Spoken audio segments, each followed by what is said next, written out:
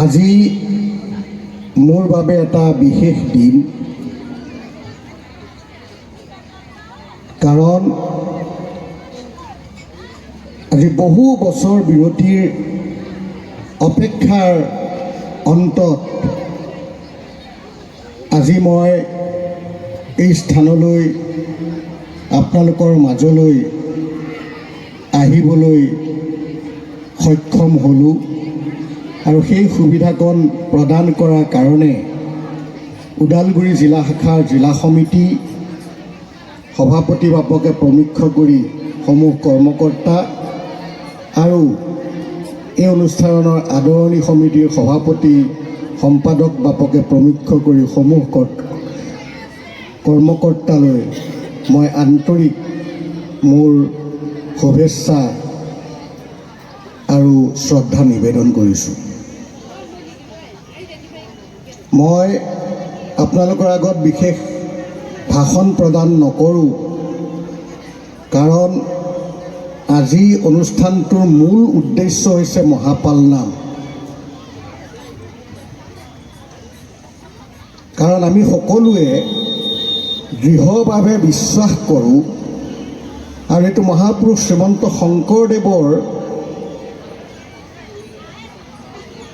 আদৰ্শৰ মূল মন্ত্ৰ আৰু সেই মন্ত্ৰকে সাৰোগত কৰি আমাৰ পথপ্ৰদৰ্শক মাৰ্গদৰ্শক ভাগৱতী সমাজৰ আচাৰ্য ইলেৰাম দাস বাপিছৰে পাল নামক কলিযুগৰ আটাইতকৈ শ্ৰেষ্ঠতম যজ্ঞ হিচাপে স্থান দি সমগ্ৰ অসমত এই পাল নামৰ মহাস্ফুলিংগ মহাশক্তি অসমৰ ইটোমূৰৰ পৰা সিটোমূৰলৈ তেখেতৰ জীৱন্ত কালত ধুমুহাৰ গতিৰে কঠোৰ পৰিশ্ৰমেৰে দেহক মাটি কৰি তেজক পানী কৰি একমাত্ৰ জীৱজগত আৰু বিশ্বৰ শান্তিৰ কামনাৰে এই মহাপাল নামৰ বীজ সমগ্ৰ অসমৰ বুকুত তেখেতে সিঁচি থৈ গ'ল। আৰু আমি বিশ্বাস কৰোঁ যে 1000খন ধৰ্মসভাই 1000জন বক্তাই যি কৰিব নোৱাৰিব এষাৰ পাল নামে তাতকৈ সহস্ৰ গুণ শক্তিৰে জগতৰ মংগল জগতৰ কল্যাণ সাধন কৰিব। এই কথা আমি প্ৰত্যেকজন ভাগৱতী সমাজৰ সদস্যই সুদৃঢ় বিশ্বাসে আমি হৃদয়ত লৈছোঁ। আৰু সেইকাৰণেই যেতিয়া আজি ৰাতিলৈ মহাপাল নাম ইয়াত অনুষ্ঠিত হ'ব, গতিকে আমি সকলোৱে সজাগ আৰু সচেতন হ'ব লাগিব যে আমি আমাৰ নিজৰ কৰ্মৰ জৰিয়তে আমি আমাৰ পাল নামৰ যেন কোনো ক্ষতি নহয়, পাল নামৰ সময়ৰ কোনো ক্ষতি নহয়, পাল নাম গাই থকা অৱস্থাত যেন কোনো ধৰণৰ ইয়াত বিপৰীত ধৰণৰ ক্ৰিয়া নহয়, এইবোৰ কথাৰ বাবে আমি প্ৰত্যেকজন ব্যক্তিয়েই আমি সচেতন হ'ব লাগিব। আৰু তেতিয়া এই পাল নামৰ মহাফল, পাল নামৰ মহাক্ৰিয়া আমাৰ প্ৰত্যেকজন জীৱৰ হৃদয়ত হ'ব আৰু তাৰ যি মহাকৃপা, সেই কৃপা আমি প্ৰত্যেকজন ভকতেই প্ৰত্যেকজন ব্যক্তিয়েই যোনে আজি এই স্থানলৈ আহিছোঁ, ইয়াত এগছি বন্তি দিছোঁ, এখন শৰাই দিছোঁ আৰু এই স্থানলৈ আহি পাল নামত সেৱা কৰিম বুলি আহিছোঁ, প্ৰত্যেকগৰাকী ব্যক্তিয়ে আমি ইয়াৰ পৰা কৃপাধন্য হৈ আমি গৃহলৈ উভতি যাবলৈ সক্ষম হওঁ। আৰু এই পাল নামৰ আগে আগে ইয়াত অনুষ্ঠিত হ'ব ভাগৱতী সমাজৰ অনুষ্ঠানৰ হৃদপিণ্ড স্বৰূপ গুণমালা কীৰ্তন। যি গুণমালা কীৰ্তনলৈ হাজাৰ হাজাৰ ব্যক্তিয়ে অপেক্ষা কৰি থাকে, যি গুণমালা কীৰ্তনত নিজকে বিলীন কৰি দি পৰমাত্মাৰ লগত জীৱাত্মাৰ সম্পৰ্ক স্থাপন কৰিবৰ কাৰণে চেষ্টা কৰে, সেই গুণমালা এক শ্ৰেষ্ঠ আধ্যাত্মিক ঈশ্বৰৰ গুণানুকীৰ্তন এই স্থানত হ'ব। গতিকে আমি আমাৰ বক্তব্য দীঘলীয়া কৰি সেই অনুষ্ঠানবোৰৰ সময়বোৰ যাতে আমি নষ্ট নকৰোঁ তাৰ কাৰণে আমি সচেতন হ'ব লাগিব। প্ৰভুসকল, মহাপুৰুষ শ্ৰীমন্ত শংকৰদেৱ গুৰুজনাৰ প্ৰদত্ত যি ধৰ্ম বা আধ্যাত্মিক যি তত্ত্ব, যি আধ্যাত্মিক যি মাৰ্গ, এই মাৰ্গটোক এক শৰণ হৰিনাম ধৰ্ম বুলি কোৱা হৈছে। মাধৱদেৱ পুৰুষে গুৰুভতিমাত লিখিছে, এক অশৰণ হৰি নাম ধৰ্ম কহোঁ ৰাজা কৰোঁ প্ৰকাশ। অৰ্থাৎ মহাপুৰুষ শ্ৰীমন্ত শংকৰদেৱ গুৰুজনা এই অসম ভূমিলৈ অহাৰ আগতে একশৰণ হৰিনাম ধৰ্ম কি বস্তু সেই কথা জগতৰ লোকসকলে মুঠেই জনা নাছিলে। গুৰুজনাই আহিহে এনেকুৱা এটা শ্ৰেষ্ঠতম অভিনৱ মাৰ্গ আমাক প্ৰদান কৰি থৈ গ'ল, যিটো মাৰ্গৰে আমি বাট বুলিলে, যিটো মাৰ্গৰ তত্ত্বক আমি আস্বাদন কৰিলে আমি জীৱন্ততে মুক্তি পোৱাৰ এক অভিনৱ পন্থা আমাক গুৰুজনে প্ৰদান কৰিব। যি পন্থাৰ জৰিয়তে আমি প্ৰত্যেকজন জীৱৰ পৰা শিৱলৈ উত্তৰণ হ'ব পাৰোঁ। অৰ্থাৎ একশৰণ নাম ধৰ্মৰ প্ৰকৃত সাধনাই এজন ব্যক্তিক জীৱৰ পৰা শিৱলৈ পৰিণত কৰিব পাৰে। সেইকাৰণে আমি প্ৰথমতেই এই ধৰ্মৰ বিষয়ে আলোচনা কৰাৰ আগতেই যিগৰাকী মহাপুৰুষৰ জৰিয়তে এই ধৰ্মবস্তু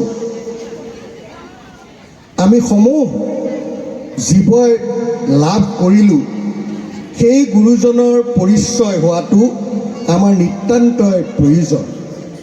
কাৰণ গছডালৰ গুৰিৰ লগত যদি আমি সম্পৰ্ক নকৰোঁ, তাৰ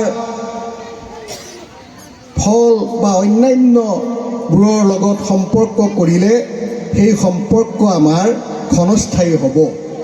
সেইকাৰণে আমি যদি হৰিনাম ধৰ্মৰ গুৰি বিচাৰি যাওঁ, তেতিয়াহ'লে সেই গুৰিত আমি এজন শ্ৰীমন্ত পুৰুষক লগ পাম। সেইজন হৈছে মোৰ পৰম গুৰু শ্ৰীমন্ত শংকৰ। শ্ৰীমন্ত শংকৰদেৱ গুৰুজনে আহি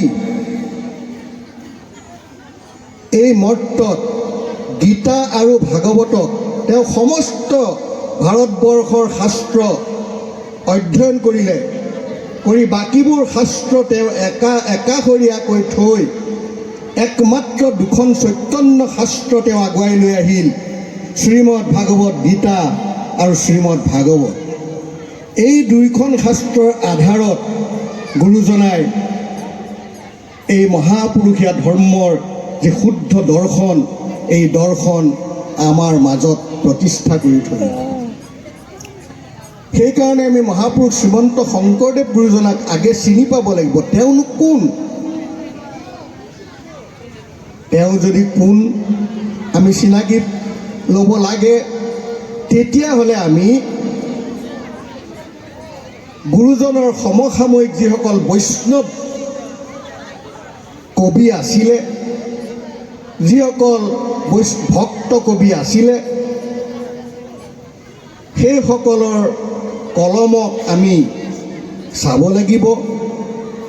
আমি গুৰুচৰিত্ৰৰ পাত লুটিয়াব লাগিব আৰু মহাপুৰুষ শ্ৰীমন্ত শংকৰদেৱ গুৰুজনাৰ অভিন্ন হৃদয়স্বৰূপ প্ৰপন্ন শিষ্য মাধৱদেৱ পুৰুষৰ দৃষ্টিৰে আমি মহাপুৰুষ শ্ৰীমন্ত শংকৰদেৱ গুৰুজনাক অন্বেষণ কৰিব লাগিব। অন্যথা আমি মহাপুৰুষ গুৰুজনাৰ যথাযথ পৰিচয় পোৱাত আমি ব্যৰ্থ হওঁ। শাস্ত্ৰত গুৰুজনাৰ পৰিচয় সম্পৰ্কে কৈছে, যে দ্বাপৰ যুগত দৈৱকী নন্দন কলিত কুসুম্বৰ ঘৰে কৃষ্ণেহে শংকৰ ৰূপক ধৰিয়া জগত উদ্ধাৰ কৰে। অৰ্থাৎ দ্বাপৰ যুগত দৈৱকী নন্দন কোন? সেইজন হৈছে কৃষ্ণস্তু ভগৱান স্বয়ং। এতাংচেন কলা কৃষ্ণস্তু ভগৱান স্বয়ং। অৰ্থাৎ বাকীবোৰ যিমান 14বাৰ অৱতাৰৰ কথা আমি পাইছোঁ, কিন্তু মহাপুৰুষ শ্ৰীমন্ত শংকৰদেৱ গুৰুজনাই যুগে যুগে অৱতাৰ ধৰা অসংখ্যাত বুলি তেখেতৰ লিখনিত প্ৰকাশ কৰিছে। অৰ্থাৎ ভগৱন্ত পুৰুষৰ অসংখ্যাত অৱতাৰ আছে যদিও তাৰ ভিতৰত 14টা প্ৰমুখ অৱতাৰ, আৰু এই প্ৰমুখ অৱতাৰকেইটাৰ ভিতৰত 14টা কলা অৱতাৰ আৰু 10টা অংশ অৱতাৰ। আৰু এই 14টা কলা অৱতাৰ আৰু 10টা অংশ অৱতাৰ মিলি 24 অৱতাৰ ৰূপে মহাপুৰুষ শ্ৰীমন্ত শংকৰদেৱে কীৰ্তনৰ আৰম্ভণিতে তেখেতে লিপিবদ্ধ কৰি থৈ গৈছে। আৰু স্পষ্টভাৱে কৈছে যে প্ৰথমে প্ৰণামো ব্ৰহ্ম ৰূপী সনাতন সৰ্ব অৱতাৰৰ অকাৰণ নাৰায়ণ। অৰ্থাৎ যিমানবোৰ অৱতাৰ হ'লেও এই অৱতাৰবোৰৰ যিটো আধাৰ শক্তি, এই আধাৰ শক্তিটো হৈছে কি? অনন্ত কোটি ব্ৰহ্মাণ্ডৰ গৰাকী পৰম পুৰুষ নাৰায়ণ, যিজনক কৃষ্ণ বুলি কোৱা হৈছে।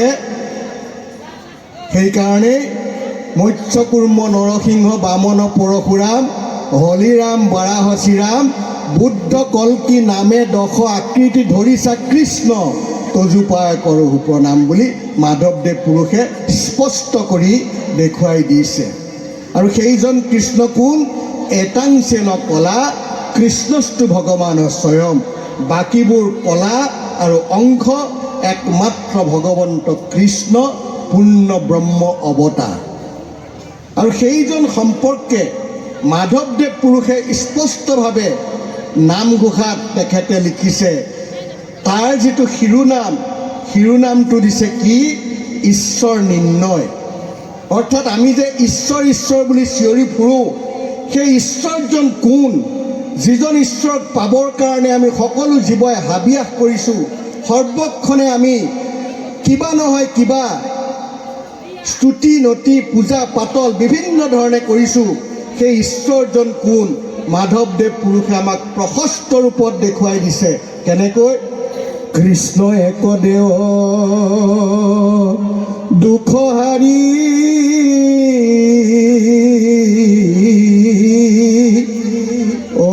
কাৰ মায়া বিৰু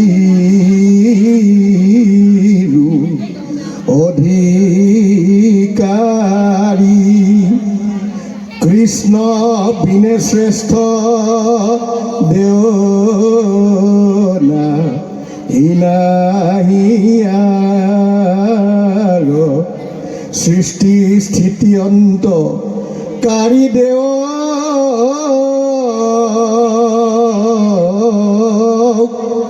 কান্ত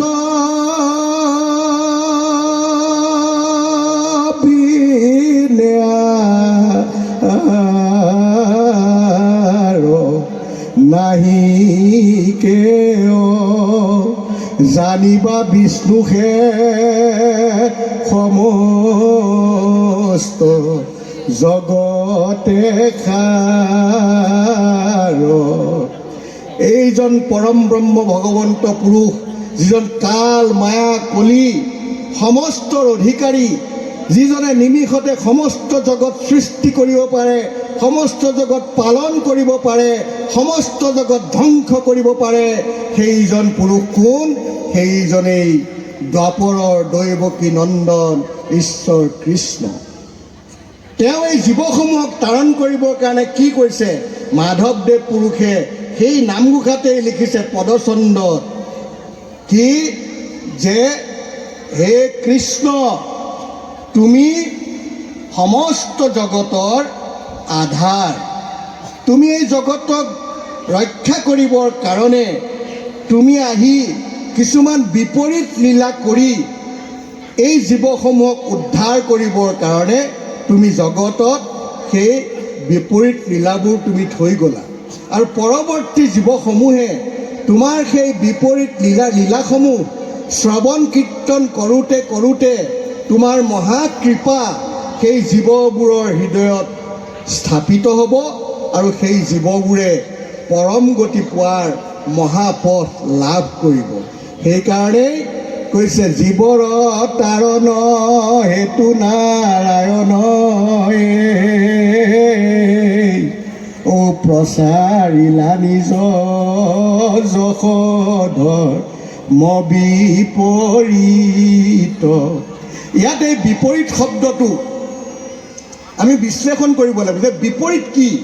ভগৱন্ত পুৰুষে আহি এই ধৰাধামত কি বিপৰীত লীলা কৰিলে, যিবোৰ লীলা শ্ৰৱণ কীৰ্তনৰ জৰিয়তে কলিযুগৰ জীৱসমূহে মুক্তি পাব। এই বিপৰীত লীলা মানে ভগৱন্তই কৰা সকলো লীলাই বিপৰীত। তেওঁৰ জন্ম বিপৰীত, তেওঁ শিশুকালৰ পৰা কৰা সকলো লীলাই বিপৰীত, তাৰমানে আমাৰ মানুহবোৰৰ বিপৰীত। অৰ্থাৎ ভগৱন্ত পুৰুষৰ যিটো জন্ম, সেই জন্মটোত ভাগৱতত মহাপুৰুষ শ্ৰীমন্ত শংকৰদেৱে জন্ম ৰহস্য বুলি কৈছে। পৃথিৱীত ক'ত দেখিছে এজন শিশু জন্ম হৈ তেওঁ প্ৰাপ্তবয়স্ক হৈ পিতৃ মাতৃক নিজৰ পৰিচয় দিয়ে,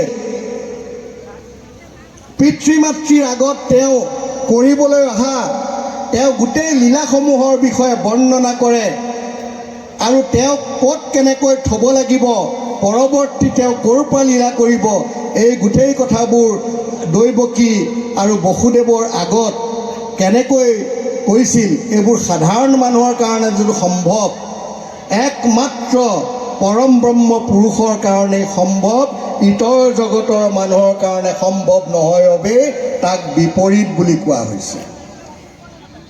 গকুললৈ গৈ যিমানবোৰ লীলা কৰিলে, পুতনা বধ, অঘাসুৰ বধ, যিমানখিনি লীলা কৰিলে, একে ৰাস লীলালৈকে, কংসবধৰ লীলালৈকে, প্ৰত্যেকটো লীলাই ইহ জগতৰ মনুষ্যৰ বাবে সম্ভৱ নহয়। একমাত্ৰ পৰম পুৰুষ মহাশক্তিবন্ত কাল কলি মায়াৰ অধিকাৰী পৰম পুৰুষৰ ব্যতিৰেকে এইখিনি লীলা কৰাৰ কাৰো অধিকাৰ নাই বা কাৰো ক্ষমতা নাই, কাৰণেই সেইবোৰ হৈছে কি? বিপৰীত লীলা।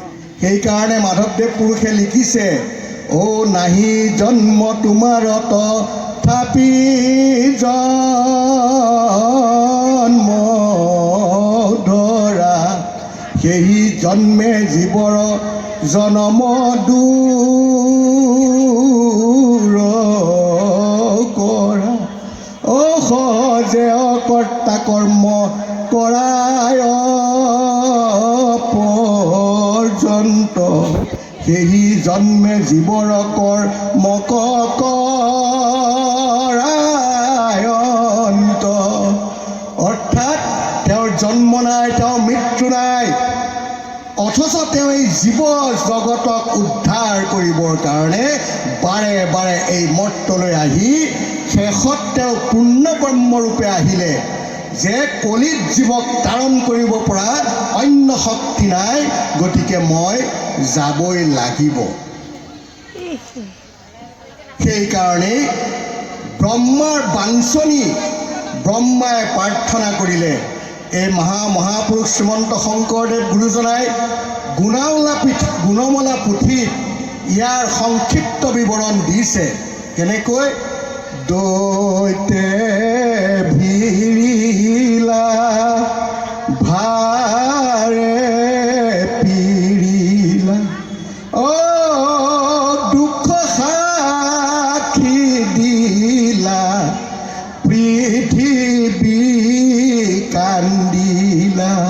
অৰ্থাৎ মেদিনী দুষ্ট দৈত্য দানৱ শক্তিৰ দপদপনিত যেতিয়া মেদিনী কম্পিত হ'ল, মেদিনীয়ে গৈ পিতামহ ব্ৰহ্মাৰ ওচৰত প্ৰাৰ্থনা কৰিলে, পিতা মোৰ বক্ষ ৰক্ষা কৰিব পৰা নাই, দুষ্ট দৈত্য দানৱৰ অত্যাচাৰত মোৰ বক্ষ বিদীৰ্ণ হৈ গৈছে, গতিকে তুমি ৰক্ষা কৰা। তেতিয়া ব্ৰহ্মাই প্ৰাৰ্থনা কৰিলে কাক? সেই অনন্ত কোটি ব্ৰহ্মাণ্ডৰ অধিকৰ পৰম পুৰুষক। কি? ব্ৰহ্মায়ে প্ৰাৰ্থন্তে আহি ভগৱন্তে অ জন্মিলা জ্বলন্তে দয়কীতহন্তে।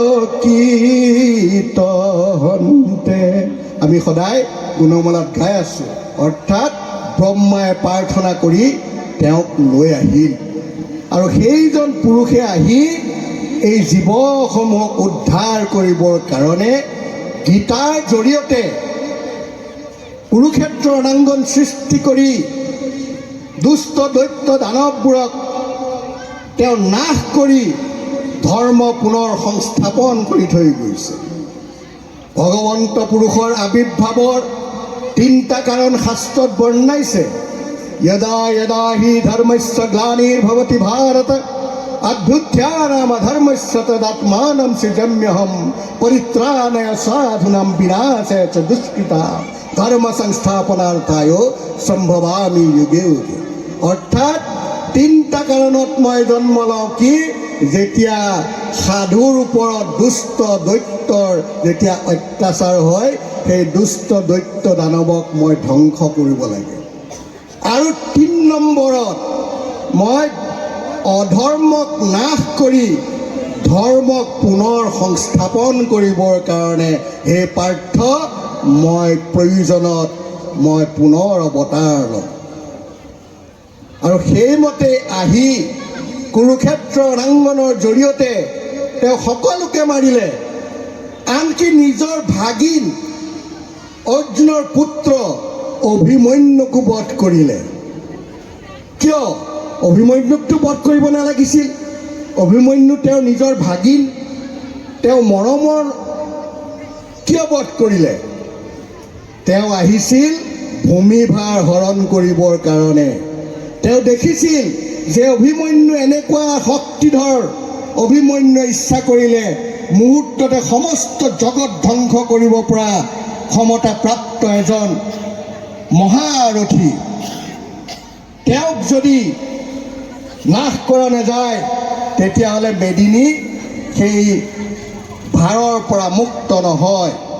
সেইকাৰণে তেওঁ অকল কৌৰৱৰে ধ্বংস কৰা নাই, পাণ্ডৱৰো যিসকল মহাৰথী সেইসকলকো নাশ কৰি তেওঁ এই মেদিনীক, এই পৃথিৱীক, এই বসুমতীক তেওঁ দুষ্ট দৈত্য শক্তিৰ পৰা তেওঁ ৰক্ষা কৰিছিল।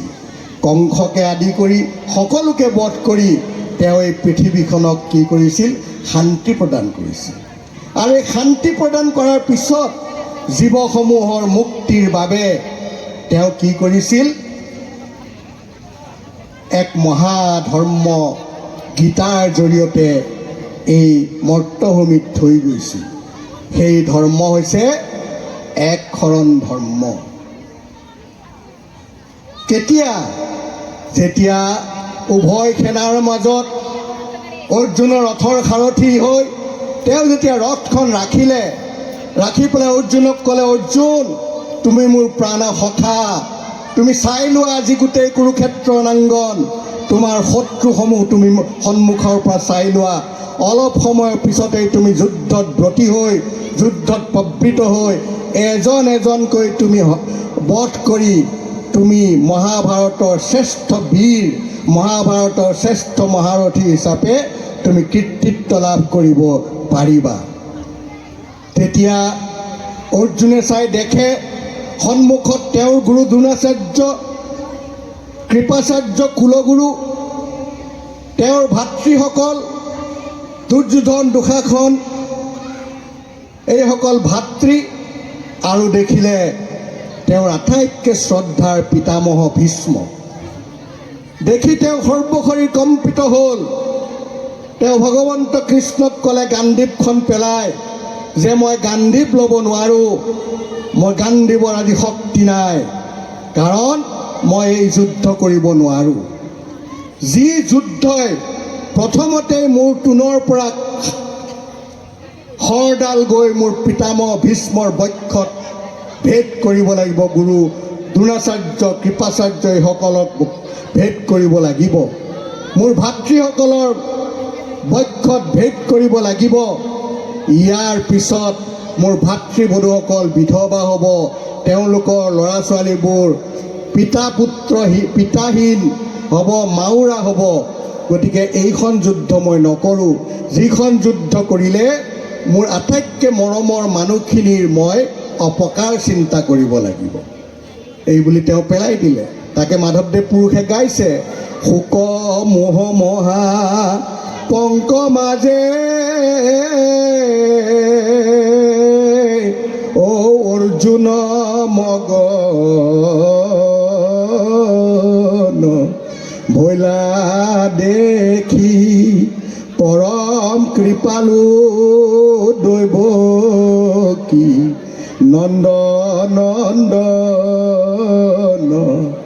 কৃপায় ঈশ্বৰে তত্ত্ব কহি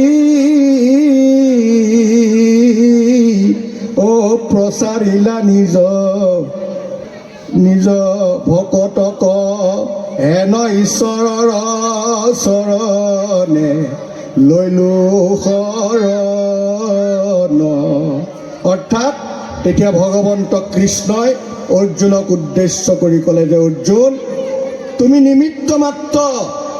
তুমি নাভাবিবা তোমাৰ আগত ভীষ্ম খাৰা হৈ আছে, তোমাৰ আগত দ্ৰোণ থিয় হৈ আছে। এইসকলে বাহিৰৰ দেহাটোৰ নাম, ভিতৰত আত্মাৰূপে কাল তাত আছে।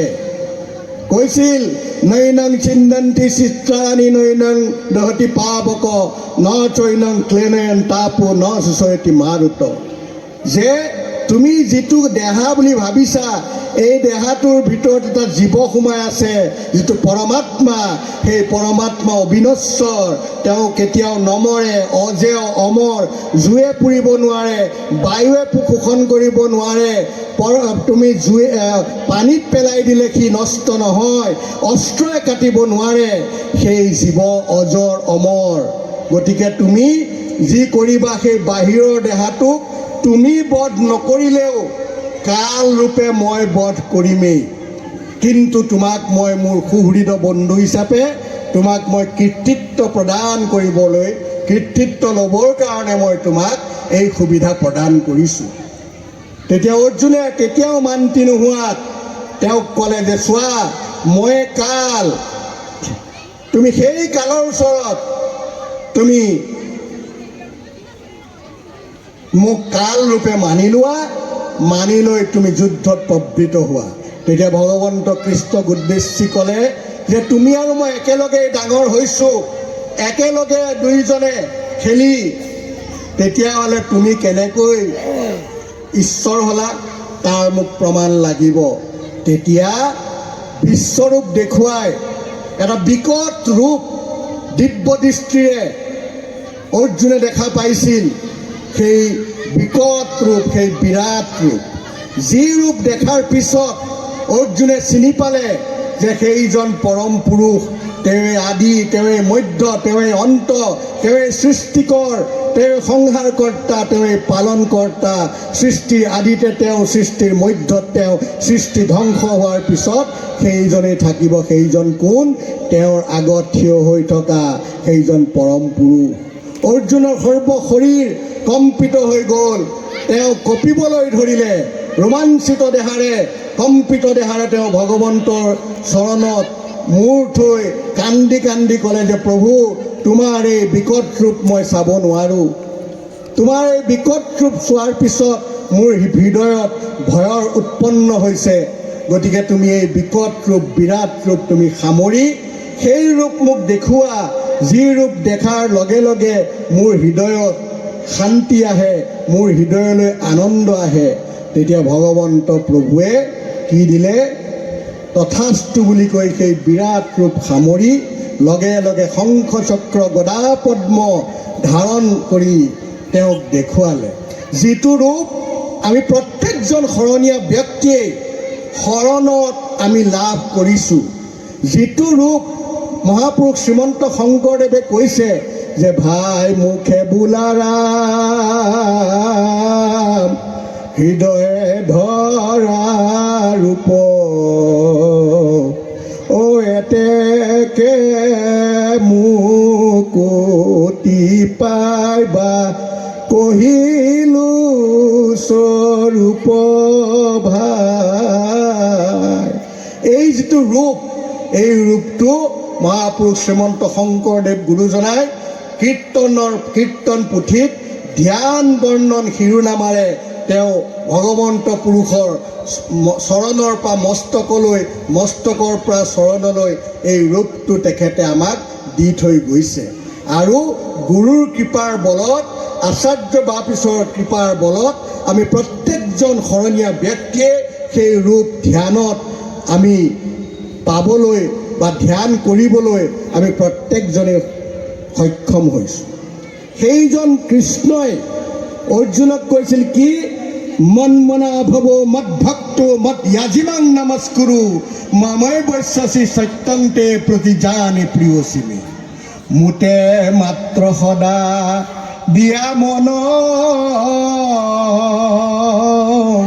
অ মোৰ ভক্ত হোৱা সৰ্বক্ষণ।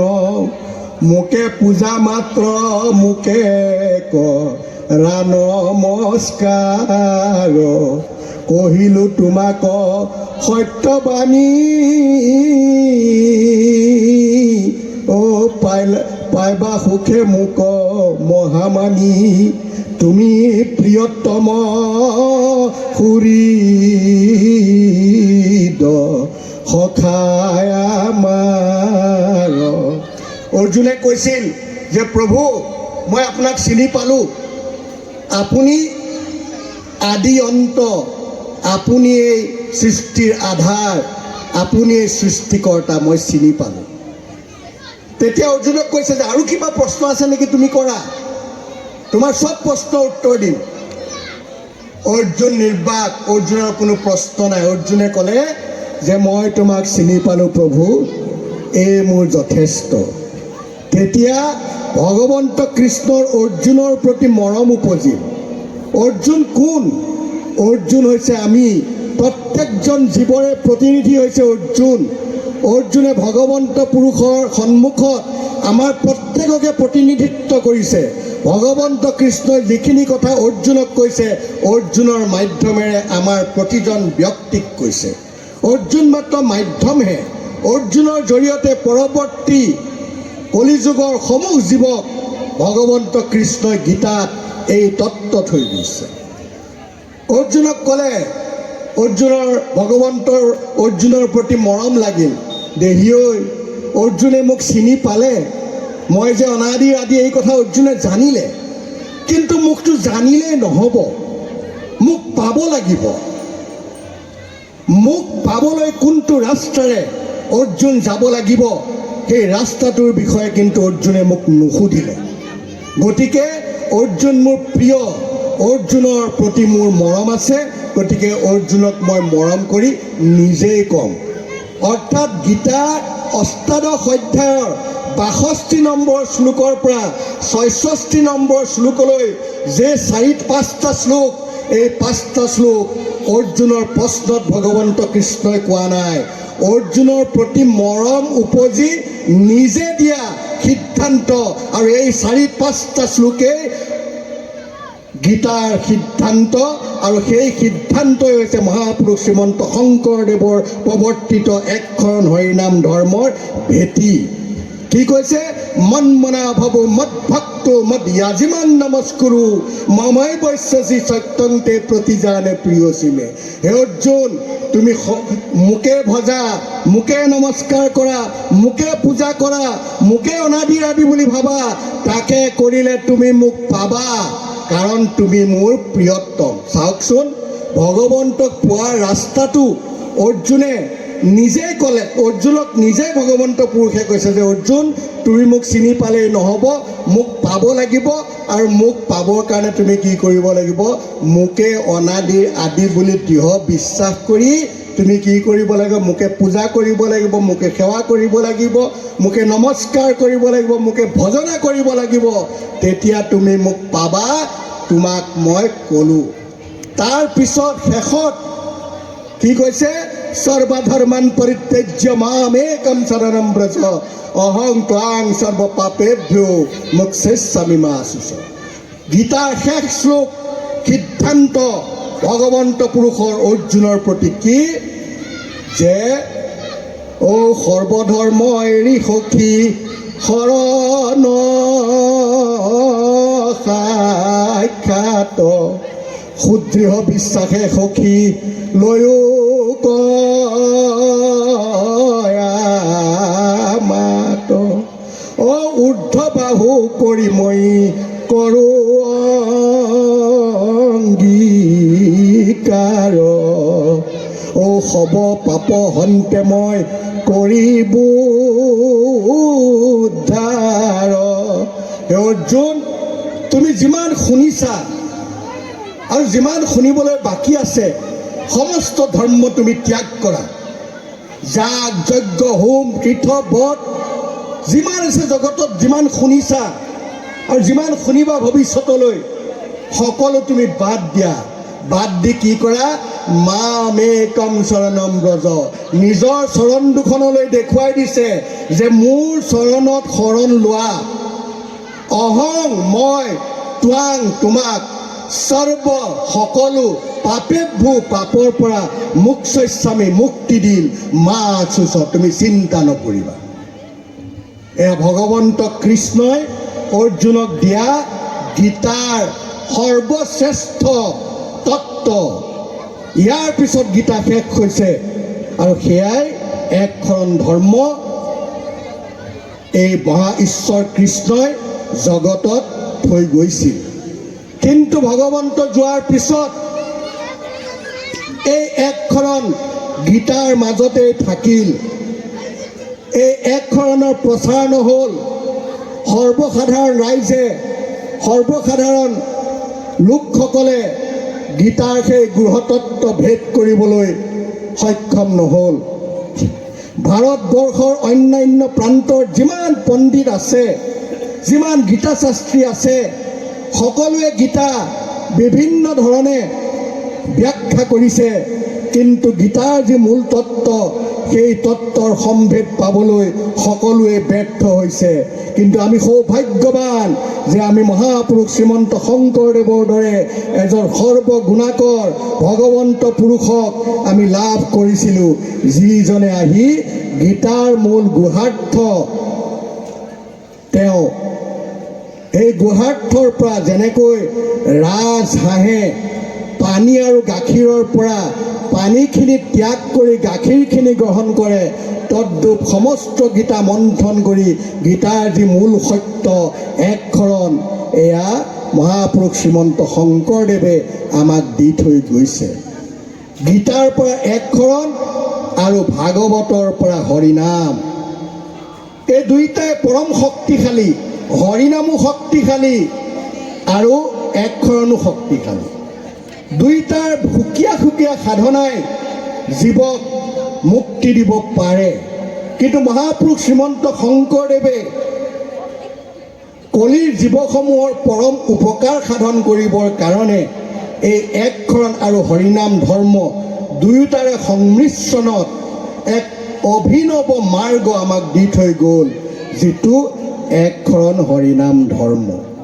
মহাপুৰুষ শ্ৰীমন্ত শংকৰদেৱ গুৰুজনাই ভাগৱতৰ ২য় স্কন্ধৰ উপদেশত স্পষ্টভাৱে লিখিছে যে অ উবা নৰলোক হৰি ভজিউক ধৰাইতো উপদেশ এৰাই আলজাল জীৱা কত কাল জৰা ভৈল পৰবেশ অ অন্য দেৱী দেৱ নকৰিবাসী গৃহ নপখিবা তাৰ মূৰ্তিকো নচাইবা প্ৰসাদো নখাইবা ভক্তি হৈ ববে বিচাৰ স্পষ্ট সৰল প্ৰাঞ্জল আৰু দৃঢ় ৰূপত মহাপুৰুষ শ্ৰীমন্ত শংকৰদেৱে কৈছে যে কলি যুগত অন্যান্য দেৱতাসমূহে যিমানেই পূজা নকৰক জীৱসমূহক মুক্তি প্ৰদান কৰিব নোৱাৰে। একমাত্ৰ ভক্তি আৰু মুক্তিৰ গৰাকী পৰম পুৰুষ ঈশ্বৰ কৃষ্ণ। সেইকাৰণে কলি যুগত অন্য দেৱ দেৱীক পূজা কৰাটো বাদেই তেওঁলোকৰ সেই মন্দিৰবোৰলৈ যোৱাটো নিষেধ কৰিছে। গৃহ নপঢ়িবা, তাৰ মূৰ্তিকো নাচাইবা, প্ৰসাদো নাখাইবা, ভক্তি হৈব ব্যভিচাৰ।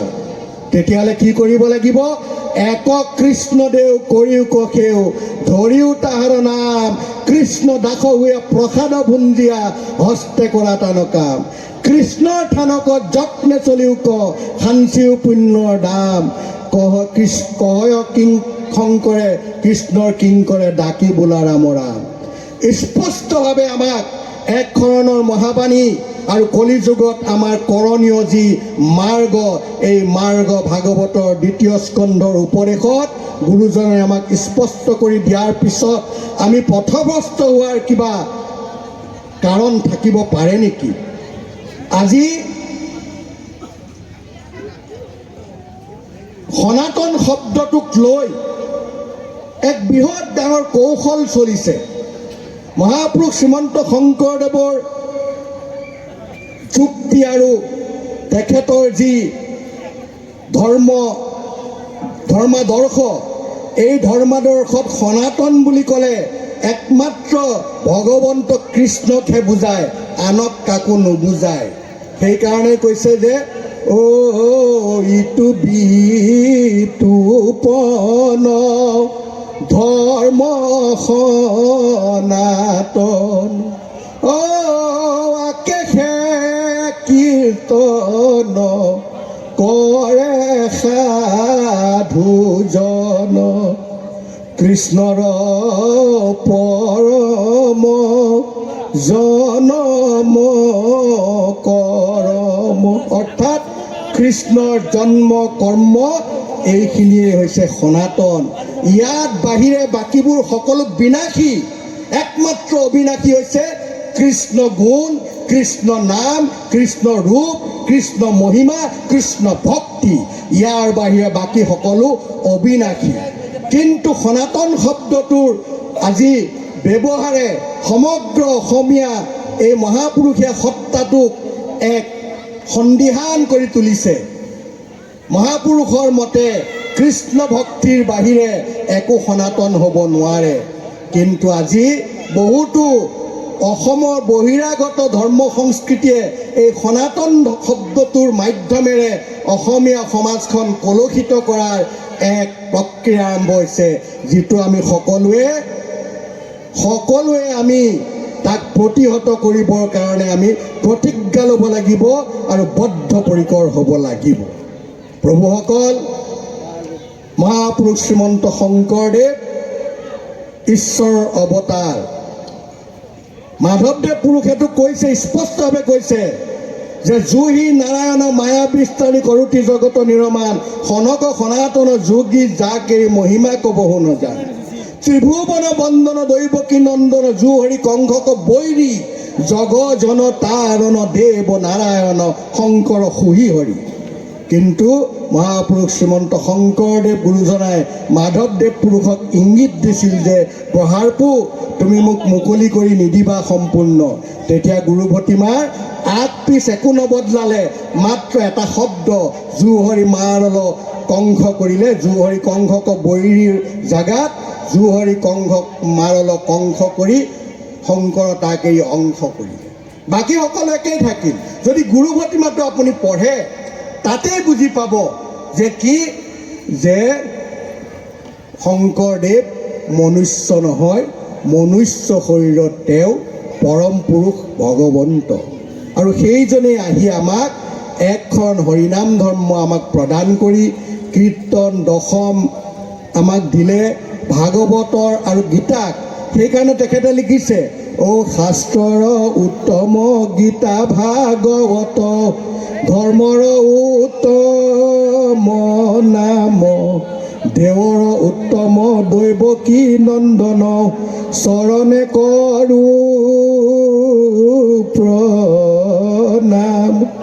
স্পষ্ট আৰু প্ৰাঞ্জল আৰু সৰল ভাষাত কৈছে যে বাকী সকলো শাস্ত্ৰই যদি ভগৱানৰ কথা কৈছেও, কিন্তু একমাত্ৰ নিৰ্গুণ আৰু কলিযুগৰ জীৱসমূহৰ পালনীয় শাস্ত্ৰ হৈছে শ্ৰীমদ ভাগৱত গীতা, যি গীতা ভগৱন্ত পুৰুষে কৈছিল, আৰু এখন হৈছে শ্ৰীমদ ভাগৱত, য'ৰ আদিৰ পৰা অন্তলৈ একমাত্ৰ ভগৱন্ত কৃষ্ণৰ গুণানুকীৰ্তন, তেওঁৰ ৰূপ, তেওঁৰ মহিমা কীৰ্তনৰ ব্যতিৰেকে অন্য একো কথা নাই।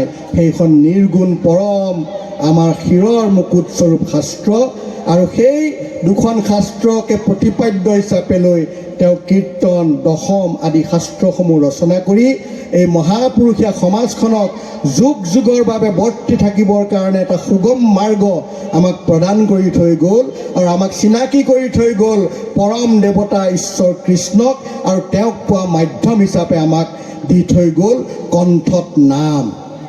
আৰু সেই নামৰ আটাইতকৈ শক্তিশালী ৰূপটোৱেই হৈছে পালনাম। যি পালনামত কি আছে? একমাত্ৰ ভগৱন্তৰ বীজ নাম আৰু নিজ নাম।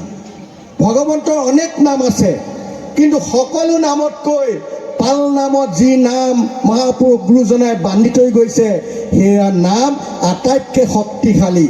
সেইকাৰণে কৈছে, নামে নামক যজে, নামে নামক ভজে, নামে নামক কৰে সেও, নিজ নাম লৈ জীৱ তৰি গ'ল নামক নাজানিলে কেও। অৰ্থাৎ নামৰ মাজতে নাম আছে, যি নামে আকৌ নামক সেৱা কৰে, সেয়াই হৈছে পালনাম। আমাৰ সৌভাগ্য, আমি সেই পালনাম শ্ৰৱণ কীৰ্তন কৰিবৰ কাৰণে আচাৰ্য ইলেৰাম দাস বাপিছৰৰ জৰিয়তে আমি পাইছোঁ। মোৰ আজি অত্যন্ত আনন্দ লাগিছে এইকাৰণেই যে মই আজি ওদালগুৰিৰ মজিয়াত আহি এই ওদালগুৰি ভক্তসকলৰ তেখেতসকলৰ শ্ৰীমুখ দৰ্শন কৰাৰ মোৰ সৌভাগ্য ঘটিছে। কাৰণ আচাৰ্য ইলেৰাম দাস বাপিছৰৰ জীৱন পৰিক্ৰমাত এই জিলাখনৰ ধৰ্ম প্ৰচাৰ কৰাৰ এক অত্যন্ত বেদনাদায়ক কাহিনী আছে।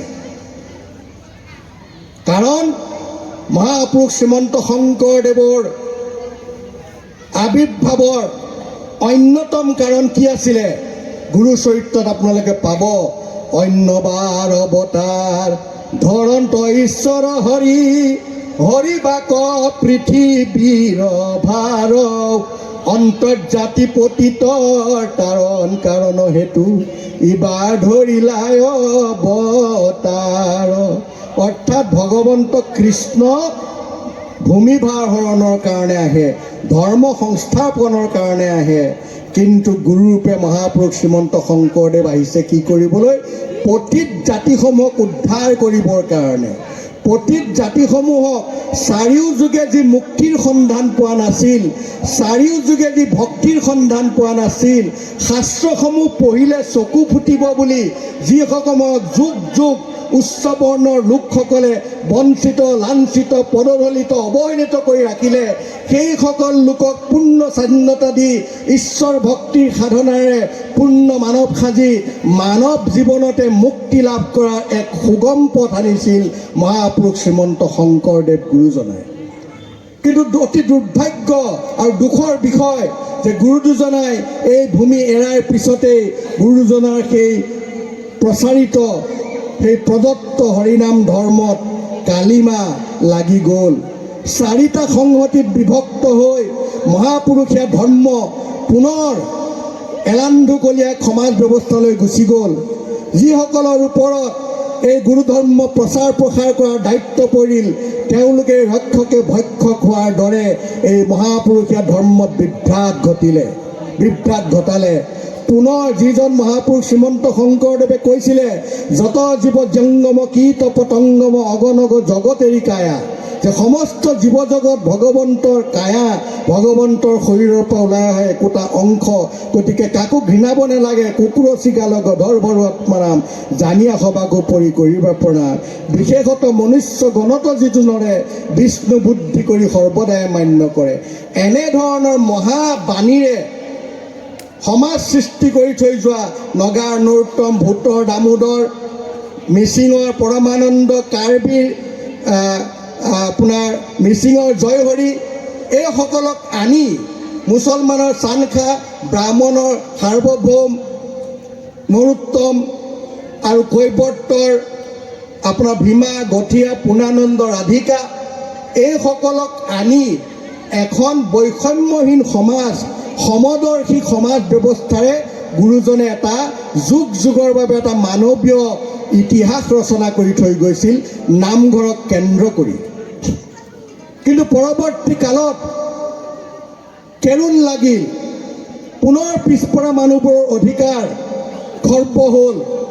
গুৰু গোসাঁইসকলে পিছপৰা মানুহক পুনৰ লেই লেই চেই চেই দৃষ্টিৰে তেওঁলোকে চাবলৈ ধৰিলে। উপযুক্তভাৱে তেওঁলোকক যি আসন, সেই আসন তেওঁলোকে দিবলৈ কুণ্ঠাবোধ কৰিলে, যাৰ ফলত যোৱা শতিকাৰ প্ৰথমাৰ্ধত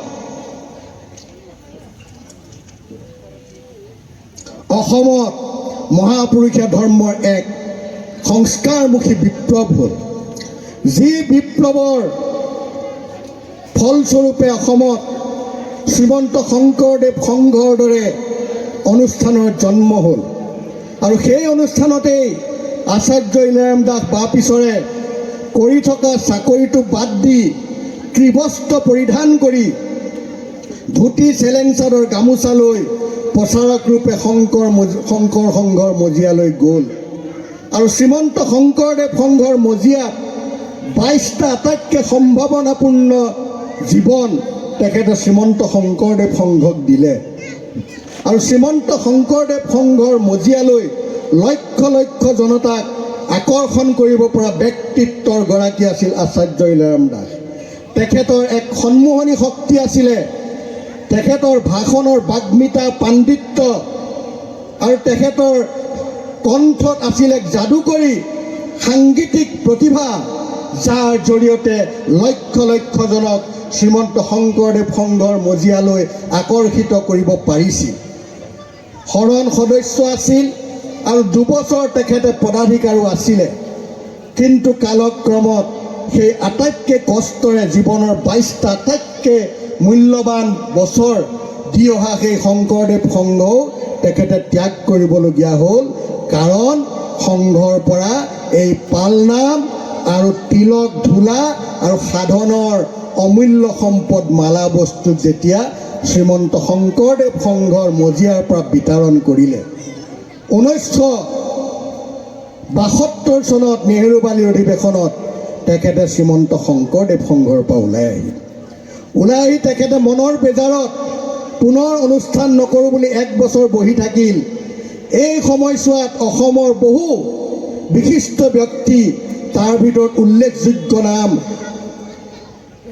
সংগীত সূৰ্য, সুধা কণ্ঠ ডক্টৰ ভূপেন হাজৰিকা, তাৰ ভিতৰত উল্লেখযোগ্য নাম কটন কলেজৰ, তাহানি কটন কলেজ বৰ্তমান কটন ইউনিভাৰ্চিটি, কটন কলেজৰ প্ৰাক্তন অধ্যক্ষ Ramcharan Thakuria sir, doctor Ramcharan Thakuria sir, cotton কলেজৰ অধ্যাপক ৰামমল ঠাকুৰীয়া ছাৰ, কটন কলেজৰ অধ্যাপক হেমন্ত শৰ্মা, আৰু অসমৰ বিভিন্ন ব্যক্তি, শুৱালকুছিৰ প্ৰফুল্লপ্ৰাণ মহন্ত, ৰঙিয়াৰ নীলকান্ত মহন্ত আদি বিশিষ্ট ব্যক্তিসকল, শোণিতপুৰৰ কোঁৱৰ গজেন বৰুৱা, এইসকলে বাপ ঈশ্বৰক অনুৰোধ কৰিল যে বাপ, আপোনাৰ দৰে যদি বহুধা প্ৰতিভাযুক্ত এজন সন্ত অসমত বহি যায়, তেতিয়াহ'লে অসমীয়া জাতিৰ, অসমীয়া আহি থকা প্ৰজন্মৰ বহুত ক্ষতি হ'ব। আপুনি বহি থাকিব নোৱাৰিব, আপুনি পুনৰ সমাজ কৰিব লাগিব। আৰু তেওঁলোকৰ প্ৰেৰণা, তেওঁলোকৰ উৎসাহ, তেওঁলোকৰ যি অদম্য সাহস দিলে, এই সাহসৰ ফলশ্ৰুতিত 1973 চনত ভাগৱতী সমাজৰ জন্ম হ'ল। আৰু ভাগৱতী সমাজৰ জন্ম হোৱাৰ পিছত তেখেতে টাৰ্গেট কৰি ল'লে যে মই যদিও ভাগৱতী সমাজ সকলো জাতি জনগোষ্ঠীৰ সমাজ, কিন্তু মই পিছপৰা জনজাতি, অনুসূচিত জাতি, চাহ জনজাতি এইসকল লোকক মই এই মহাপুৰুষীয়া ধৰ্মৰ বুকুলৈ নানিলে মোৰ জীৱনৰ উদ্দেশ্য সফল নহ'ব। আৰু সেইকাৰণেই আপোনালোকৰ মাজলৈ 1980 চনত আচাৰ্য ইলাৰাম দাস বাপ আহিছিল। বাপে উপলব্ধি কৰিছিলে তেখেত মোৰ সম্বন্ধত পিতা। মই জানো সেই সময়ৰ কাহিনী। ইয়ালৈ আহোঁতে অন্য ধৰ্মৰ লোকে আক্ৰমণ কৰি তেখেতৰ শৰীৰ ক্ষতবিক্ষত কৰিছিল। তথাপিও সেই আক্ৰমণক প্ৰতিহত কৰি তেখেতে ৰোৱা নাছিল আৰু অসমৰ বুকুত আপোনালোকক এক ধৰণৰ মহামন্ত্ৰৰে মহাপুৰুষীয়া মহাসমাজখনৰ লগত আপোনালোকক সম্পৃক্ত কৰিলে। বিশেষকৈ ইয়াৰ ৰাভা, বড়ো আদি জনজাতিসকলৰ লক্ষ্য কৰি আচাৰ্য ইলাৰাম দাস বাপিছৰে এই তেওঁৰ যি মহান যাত্ৰা, সেই যাত্ৰা আৰম্ভ কৰিছিল। প্ৰভুসকল, সেইকাৰণেই বাপিছৰৰ অন্তৰত ওদালগুৰিৰ প্ৰতি, ওদালগুৰিৰ এই জনজাতীয় ভকতসকলৰ প্ৰতি সদায় তেখেতৰ হৃদয়ত এটা দুৰ্বলতা আছিলে। মৰমৰ এখন বিৰাট ডাঙৰ নৈ সদায় আপোনালোকৰ কাৰণে বৈ আছিল। শ্ৰদ্ধাৰ এখন ডাঙৰ নৈ সদায় আপোনালোকৰ কাৰণে বৈ আছিল। আৰু অদ্যাপিও আমাৰ হৃদয়ত সেইখন নৈ বৈ আছে। আৰু সেইকাৰণেই মই সিদিনা আজি 4 দিনৰ আগত অষ্টপহৰ পালনাম, যি অষ্টপহৰ পালনামক আচাৰ্য ইলাৰাম দাস বাপিছৰে কৈছিলে যে তেখেতৰ সাধনাৰ জীৱনী শক্তিস্বৰূপ পৰম মংগলময় অষ্টপহৰ পালনাম। পৰম মংগলময় অষ্টপহৰ পালনাম কঠীয়াতলী আৰু ভাগৱতী সমাজ ইয়াৰ শস্যৰ পথাৰ বুলি আচাৰ্য ইলাৰাম দাস বাপিছৰে নিজে তেখেতৰ লিখনিত, তেখেতৰ বক্তব্যত কৈ গৈছে। সেই অষ্টপহৰ পালনাম আজিৰ পৰা 4 দিনৰ আগত শেষ হৈছে। অসমৰ বিভিন্ন জিলাৰ পৰা হাজাৰ হাজাৰ ভকত তাত সমবেত হৈছিলে।